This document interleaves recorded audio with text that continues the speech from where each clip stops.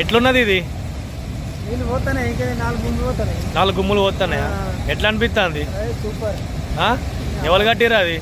కేసీఆర్ అన్ని గిన్ని నీళ్ళు ఉంచుకొని వాటిగా పిజలు చెప్పి జనాలను పిజలు చెప్పి ఉన్నా. అంతేనా?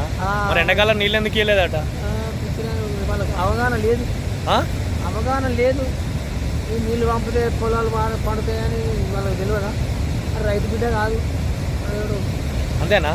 అంతే మరి. రైతు బిడ్డ అయితే నీళ్ళు పంపుతుండే పొలాలు పండుతుండే కథ నడుస్తుండే. ఇప్పుడు నిన్న కేటీఆర్ వచ్చుడు, ఈ మీటింగ్ పెట్టుడు, 50,000 మందితో అత్తనానుడు ఆయా గడిచిరి భయపడింది అయిపోయి.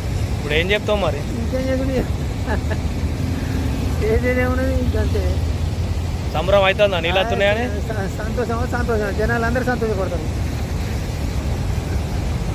చేయకపోతే నీళ్లు ఎత్తిపోయడం ప్రారంభించకపోతే 50,000 మంది రైతులతో మేము మా కేసీఆర్ గారి నాయకత్వంలో, మా పార్టీ నాయకత్వంలో మేమే వస్తాం. పంపులు మేమే ఆన్ చేస్తాం.